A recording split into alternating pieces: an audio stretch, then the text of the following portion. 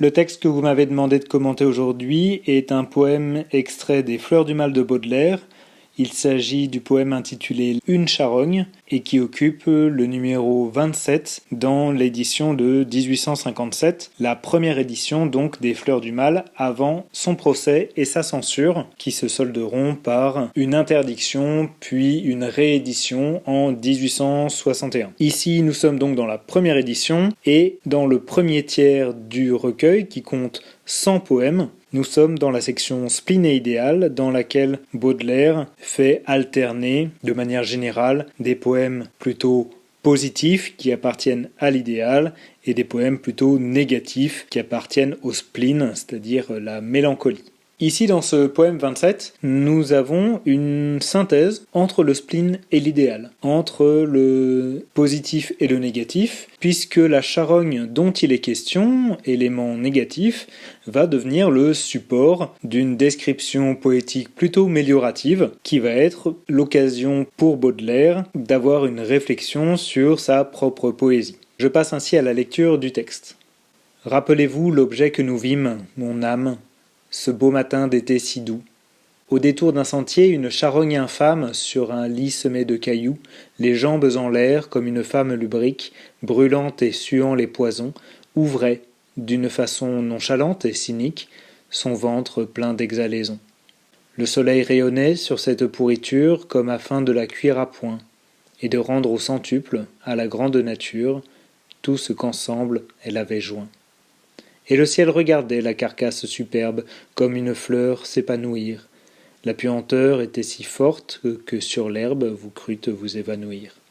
La carcasse croisée au détour d'un chemin, dans le cadre d'une discussion galante, va devenir le support d'une description assez détaillée, au cours de laquelle la mort va laisser place à des centaines de vies qui vont la remplacer. Et à travers cette transmutation première, au sens propre, le passage de la mort à la vie, eh bien nous pouvons nous demander, de manière plus générale, quelle transmutation opère ici le poète alchimiste. Pour répondre à cette question, je découperai mon texte en 3 mouvements. Un premier qui sera constitué des 2 premiers quatrains, qui rapportera la découverte de l'objet décrit, la charogne. Puis un deuxième mouvement des quatrains 3 à 6, dans lequel nous aurons sa description. Et enfin, des quatrains 7 à 9, nous aurons l'identification finale de la personne à qui il parle, avec cette adresse à la femme qui assiste au spectacle avec lui.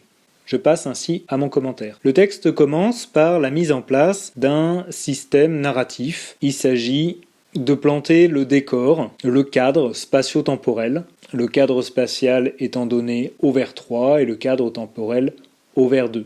Il s'agit d'un souvenir, comme l'indique le premier mot, et les pronoms personnels « vous » et « nous » indiqueraient qu'il s'agirait ici d'une discussion. Simplement ici, l'incise « mon âme » semblerait indiquer, au sens propre, une conversation entre le poète et son âme, autrement dit lui-même. Il se rappellerait ainsi un souvenir passé pour pouvoir y réfléchir. Ce souvenir concerne un objet au vers 1, objet qui va du coup être jeté à l'extérieur, c'est-à-dire qui est bien extérieur à lui-même, et qui constitue justement le vous et le nous comme une seule et même personne contre cet objet. Il s'agit ici stylistiquement d'une cataphore qui va permettre au poète de conserver le mystère sur la nature de son souvenir, mystère qui va se lever au vers 3. Cet objet, c'est une charogne infâme.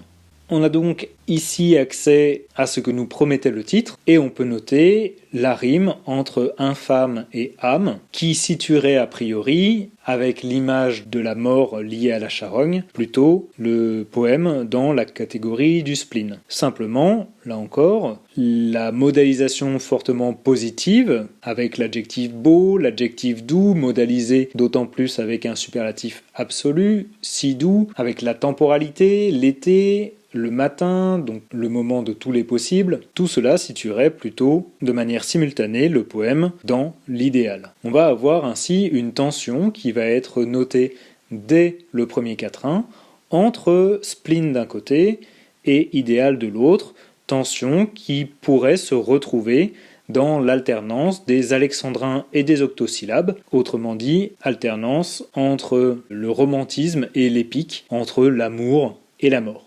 Le deuxième quatrain va mettre en place la comparaison qui sera filée par la suite entre la charogne et une femme lubrique, cette comparaison étant justifiée par la position de la charogne, les jambes en l'air, ouvrant son ventre plein d'exhalaisons. Cette comparaison ayant été annoncée avec le nom commun lit au vers 4. Là encore, on va voir s'opposer un comparé négatif et un comparant positif, le comparant étant lui-même, par le biais de l'adjectif, connoté péjorativement, puisque lubrique, mais aussi nonchalante et cynique, rattache finalement la femme au vice. C'est donc au récit d'une découverte que nous assistons ici, découverte qui va opposer spleen et idéal, positif et négatif, la charogne par le biais de la comparaison, se faisant la synthèse des deux. Je passe ainsi à ma deuxième partie qui s'ouvre avec l'action des éléments sur la charogne. Il est intéressant de voir que l'on passe d'une charogne au vers 3 à 7 pourritures au vers 9. On passe ainsi de l'indéfini au défini avec le démonstratif. On retrouve par ailleurs l'adverbe de comparaison comme qui initie une comparaison ridicule, jouant sur la possibilité de manger la charogne. Simplement, cette comparaison n'est pas si ridicule que cela, puisque précisément, quelque chose mange la charogne, puisque la décomposition, qui disjoint, s'opère précisément par la mendication de cette carcasse par les vers. À travers cette expression, rendre au centuple à la grande nature tout ce qu'ensemble elle avait joint, on retrouverait un héritage sadien, Dolmancé utilisant précisément cet argument pour valider le meurtre. Mais le plus intéressant, c'est précisément ce qui n'est pas dit ou ce qui est sous-entendu, c'est la présence des vers dont l'acceptation peut être syleptique. C'est aussi bien les vers qui mangent la charogne que les vers qui la décrivent, puisque nous sommes précisément en poésie. La description continue, on reconnaît ici une personnification, le ciel regardait la carcasse superbe, ainsi qu'une oxymore. On note aussi une paronomase entre s'épanouir et évanouir, donc un jeu sur la sonorité des mots. Les vers font leur ouvrage et ce quatrième quatrain présente plus encore de figures de style que les précédents. On retrouve toujours, c'est la figure récurrente du poème, une comparaison, comme une fleur. Simplement, ce qui est intéressant de voir, c'est que par le jeu des comparaisons, on va associer la femme du vers 5 et la fleur du vers 14, et l'on va retrouver ici un topos littéraire qui a fait fortune avec l'assimilation des femmes et des fleurs dans le système des discours séducteurs. Et précisément, ce qui nous apparaissait comme la discussion du poète avec lui-même va se révéler ici la discussion du poète avec une autre personne, puisque le vous du vers 1 s'identifie ici comme étant distinct du je, puisque toute la description méliorative interdit au je de s'évanouir. Le vous, ainsi, distinct du je, pourrait être précisément une femme, cette potentialité étant convoquée par le contexte, les références à la femme, la comparaison à la fleur, le potentiel évanouissement, mon âme vers 1, devenant ainsi un hypochoristique, une petite appellation amoureuse attribuée à la femme aimée. Il est intéressant ici de noter la sylepse sur évanouir, puisque précisément, à partir de là, la femme va disparaître du champ du poème pour ne réapparaître que beaucoup plus tard. Avec les mouches qui bourdonnent, la puanteur et la forte convocation de la vue, on a la mise en place d'une description proprement synesthésique, c'est-à-dire qu'elle va convoquer tous les sens en même temps, afin de faire advenir au réel l'élément décrit. On a la répétition du ventre, qui cette fois-ci est putride, et qui est déterminée par un démonstratif. On a toujours ce balancement, cette structure en alternance, indéfini, défini, métaphore, comparaison, rime alternée, vers alterné. Et ce balancement, finalement, est assez traditionnel du discours amoureux, indiquant comme un transfert de l'amour depuis la femme qui s'est évanouie vers la charogne. On évoquait le caractère épique de l'octosyllabe qui va se confirmer ici avec le mot de bataillon placé en enjambement, les noirs bataillons de larves, qui pourrait ici faire référence précisément aux nombreux vers splénétiques de Baudelaire. sa poésie devenant précisément le vivant haillon, l'expression étant à la fois une métaphore désignant la charogne, mais aussi le poème où grouillent les vers. Cette idée de grouillement va se retrouver dans les antithèses descendre, monter, à travers l'idée de vague, et on note l'homonymie entre le nom commun et l'adjectif, homonymie qui joue toujours sur cette assimilation possible entre la femme et la charogne. Et on note enfin le passage de la carcasse au corps, qui joue toujours sur cette assimilation, puisque si la charogne est plutôt animale, le corps fait plutôt référence à un cadavre humain. À travers l'expression « vivait en se multipliant », on a comme un effet de clôture de cette partie, avec la reprise en un seul vers des vers 11 et 12 du premier quatrain de cette partie. La charogne devient vivante dans sa décomposition et par le poème. Je passe ainsi à ma troisième partie, dans laquelle on va avoir une adresse directe à la femme, modélisée par les marques du discours direct, le tiret, la deuxième personne du pluriel, vous, la modalité exclamative au vers 28, 29, et les adresses avec le haut lyrique, au vers 29 et 33. Le poète s'adresse à la femme à qui il a rappelé le souvenir, pour expliciter l'analogie présente en germe dans la partie précédente, analogie entre la femme et la charogne. Vous serez semblable à cette ordure. L'énumération des hypocoristiques, étoile de mes yeux, soleil de ma nature, vous mon ange et ma passion, reprennent la rhétorique amoureuse, traditionnelle, mettant au centre des 4 hypocoristiques le vous en initiale de vers, les 4 hypocoristiques reposant sur des déterminants possessifs, mais, ma, mon, ma. Il est à noter aussi la diérèse qui renforce encore l'effet de rime entre inflexion et pastillon, renforçant de fait l'assimilation de l'une à l'autre, la passion étant éminemment destructrice. Mais de la même manière que la passion détruit, elle permet aussi de construire, et en cela, elle devient bien le symbole de la poésie, au même titre que la charogne. Cette assimilation analogie au vers 25 est filée dans l'avant-dernier quatrain, dans lequel on note l'utilisation du futur. On a quitté les temps du récit, du passé simple et de l'imparfait. Ici, on est dans une projection certaine dans l'avenir, et l'on a un portrait de la femme morte et enterrée. Le mot « alors » fonctionnant à la fois comme un complément circonstanciel de conséquence, mais aussi un complément circonstanciel de temps. Le poème demande à la femme, mangée par les vers, de se souvenir quel était l'objet du poème, dont il a gardé la forme et l'essence divine. Ainsi, dans le dernier quatrain, va s'expliciter la mise en abîme de l'écriture baudelairienne à travers l'assimilation de la femme à la charogne et de la charogne à la poésie.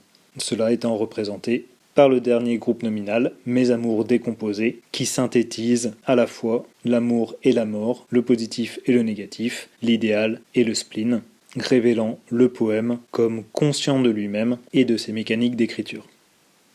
Quelle transmutation opère ici le poète alchimiste ? Pour répondre à cette question, nous avons vu tout d'abord que le poème était une description synesthésique d'une charogne, description qui s'appuierait sur une philosophie quasi sadienne, dans laquelle le changement de regard permet de passer d'un tout mort à ses éléments vivants, et permet du coup, dans l'espace du poème, de révéler la transmutation naturelle de la matière morte en matière vivante.